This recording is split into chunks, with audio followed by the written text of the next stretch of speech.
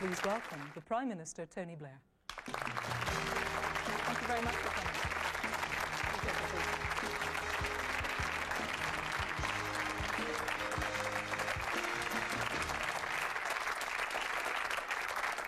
Okay, well, we have only got an hour, so let's welcome our first member of the public, Neil Coppendale from Shoreham by Sea. Neil. Mr. Blair, good evening. Evening. Would you have invaded Iraq with all these tens of thousands of lives lost if you'd clearly known there were no weapons of mass destruction? I would still have authorised the invasion, yes, because I believe that Saddam was in breach of the United Nations resolutions and that the evidence does show that, although you're right in saying that from what we know now, there weren't readily deployable weapons there at the time that the invasion took place. From what we know now, wasn't that evident to some extent at the time? No. I mean, I'm very happy to send you the intelligence reports which have now been published and which show quite clearly not just our intelligence services but others around the world thought that he retained the weapons that, of course, he used against his own people, because many, many people died as a result of his use of chemical weapons. Well, bearing in mind the fact that tens of thousands of wholly innocent men, women and children have died as a result of the invasion of Iraq, tell me, Mr. Blair, how do you manage to sleep at night? I don't suppose whatever I'm going to say is going to convince you of this, but I also bear in mind that there have been mass graves uncovered in Iraq with the remains of over 300,000 people, that there were 1 million casualties of the wars that Saddam started. And the best thing I can say, and as I say, I don't think I'm ever going to persuade you on it, and I understand that, and I don't disrespect your view in opposing the war strongly. If you talk to the Iraqis who have just voted in their first democratic election, I think they would prefer their life and the future they've got now to the one they had under Saddam. Mr. Blair, I personally think that's a very large, bright red herring. Obviously, every reasonable person wishes the very best to Iraq and its citizens, particularly now that it's been bombed to near destruction. No, and that yes, it is true. Oh, Mr. Blair, look at the pictures of Fallujah. They were like Dresden. In addition to which, terrorism has been introduced into Iraq, where there was no organised terrorism at all before.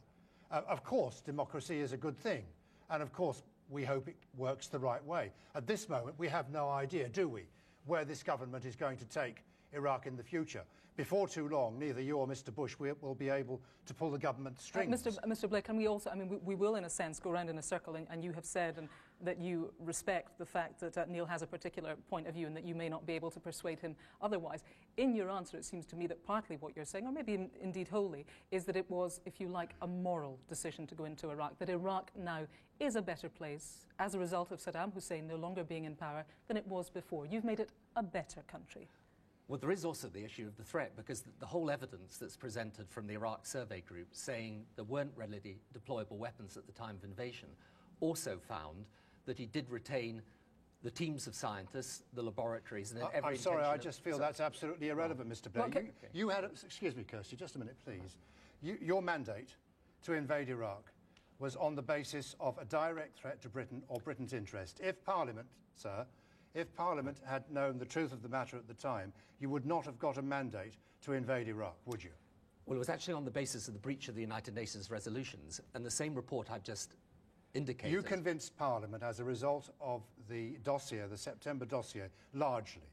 Well, is that not true? Actually, the September dossier was barely mentioned in it, but in fact, the real reason was the breach of United Nations resolutions. But look, let me just make one point to you, just one point, and I hope you also listen to what people in Iraq are saying. When you say there was no terrorism in Iraq before, the whole... Organised terrorism, yes, I said, Mr. Blair. There was organised terrorism. The whole state apparatus in Iraq was organised terrorism. 10, 20... I tell you for a minute, you've had a very good crack at the Prime Minister, and I do have to say, apart from the people behind you who want to question, we do have some interested parties also in the audience. I'm going to ask Natasha Paver, who I know would have been listening keenly to this, Natasha, because if the world is to be made a better place by Mr. Blair and maybe also Mr. Bush, you might have some suggestions as to where they could make it better. Yeah, that's right. Okay. I'm actually from Zimbabwe, and my family has lost all their land. My friends have lost a lot of their family. And as you said, you did go into Iraq to take down Saddam off his pedestal. Why not have you dealt with Robert Mugabe, who is always in violation of the human rights? Mr. Blair. Do you mean why haven't we invaded Zimbabwe? Yes. I don't think there would be any consent from any part in Africa to our doing that, and I think, frankly, it would not be militarily doable. I totally agree with you about Robert Mugabe, incidentally. I think he's absolutely repellent. I think what he's doing to his country is terrible. But I think that the only way, I'm afraid, of bringing about change in Zimbabwe is to bring it about through South Africa and the other neighbouring African countries. And I think if I was to advocate the British forces on their own invaded Zimbabwe, I couldn't. I mean, you're right. Surely, what you're Kirsty, saying. if we're going to go around the world dropping bombs on people, as has happened in Iraq, it should be done through the United Nations, an imperfect organisation, perhaps, but still the only organisation that exists. Neil, and that is a statement, not a question. It is your statement. We've run out of time on you. Thank you very much for your questions to the Prime Minister.